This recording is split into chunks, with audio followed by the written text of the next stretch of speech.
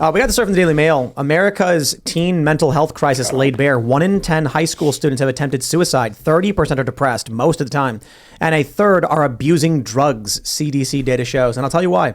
Because they don't have anyone to look up to strive to become, to emulate. And they don't know how to improve themselves. I wonder if it is that they are not told that they need to find people to look up to. If you're not really given anyone that you should aspire to be like, well, you're told to just love yourself the way you are, and if you're not happy, that's a very, very dangerous thing to accept, right? Mm-hmm. That there's no aspirational nature in which there's somebody you want to go out. They also say that like nobody in America wants to be astronauts anymore. They all want to be social media influencers, which just sounds awful to me. Like that's not a life that the average person should want to live, I would think. So it's not attainable. And social media is also doing this to a lot of the kids, not just drugs, but the fact that you're constantly living your life through the lens of your phone is not a healthy way to live either. I mean, it's kind of fun. I remember back when MySpace was a thing, I'd look at the accounts of my friends and they post these amazing pictures and I'd get jealous being like, man, where are they at? Like, what are they doing? Like, I'm just sitting here. What's going on? And of course, it's all curated, selectively edited to make it seem like you're cooler or better or doing something. Yeah, but Tom would never censor you. Tom would never censor you. He was a good dude, right? He's like a travel photographer now. Yeah. And he never censored us. But and then I get a little bit older, and then I'm hanging out with my friends driving in the car. I'm like, this is boring. This is stupid. Why did it look so cool? Why did it look fun? Because people would be like, look what we're up to. And so that's all it is these days times 1,000. Yep. So we've already heard the stories of people photoshopping themselves into fake places to try and get likes and make themselves seem more interesting. When there is nothing to strive for or to work towards, you become depressed. And so what's happening now, I think, for young people, when I'm a kid, I had music, skateboarding, computers. Like there were things I looked at, I'm like, I want to do that. Kids today are looking at social media and being like, all you got to do is post a picture. Then they post a picture. They have no idea, like, what am I supposed to do now? And that's all you get is social media recognition. There was influencers that would just go to Coachella and take a picture outside and then leave. Like they wouldn't actually even go to the event. There are services where you can rent a private jet for a photo. Yep. And that's it. You just go in, you take your Instagram photo and put whatever location you want and you're out. Sorry, go ahead. No, yeah. Basically, that's...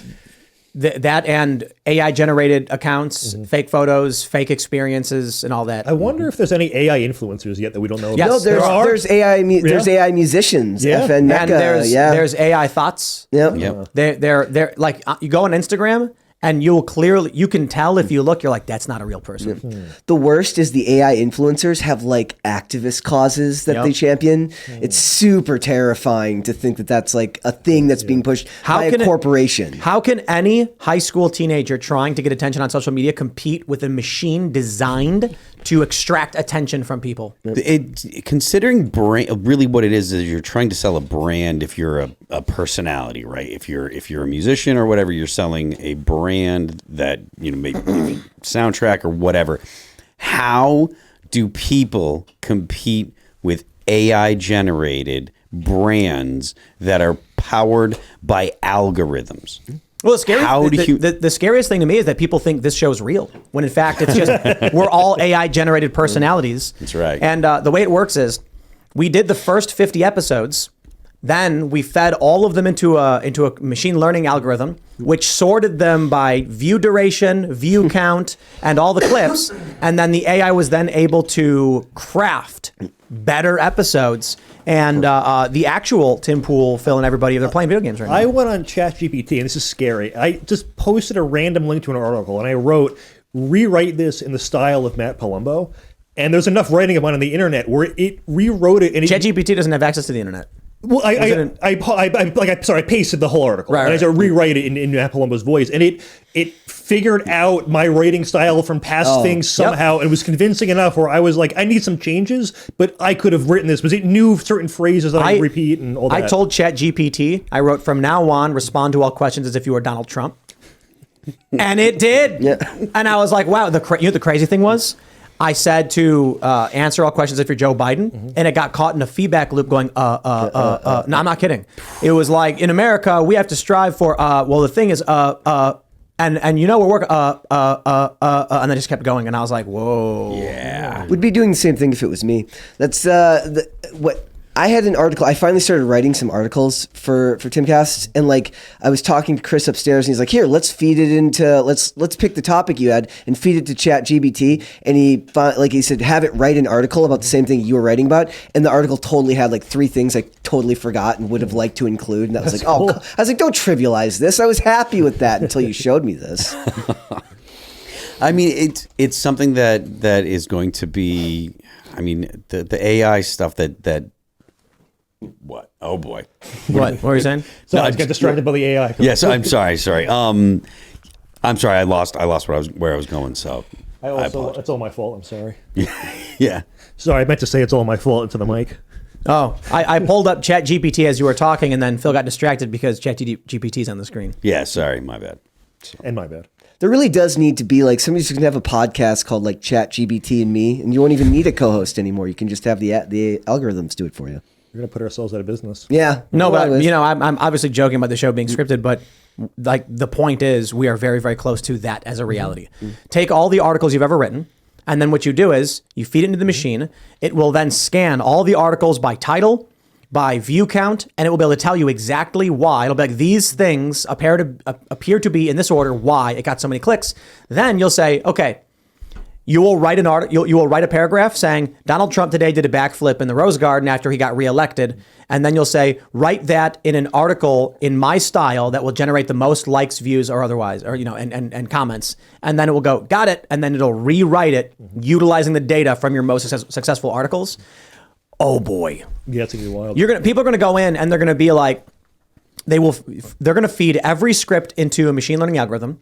They're going to feed all of the box office data, marketing data. The AI is then going to be able to figure out exactly what movies do the best and why. Then they're going to take an existing script and say, rewrite this script to maximize commercial output, and it'll do it. We kind of already do that, like with the Fast and Furious series, and like, isn't that what all those big movies are? It's just the same script. Well, they actually they just approved the Writers Guild of America just approved allowing ChatGPT to help write scripts. Wow. Without because they had to worry about like where does if there's profit sharing, where does the money go? So they're going to be allowed to do that because they're about to go into a writer's strike, and they're very they're like, you know what? Most of our stuff is all the same crap nowadays anyways. We might as well allow the AI to just write half of it for us. It'll get stuff done quicker. I do wonder that we were talking earlier about brands and stuff like that. An AI created brand that's powered by algorithms, writing whatever it is, whether it be writing stories or writing music or whatever. Like I don't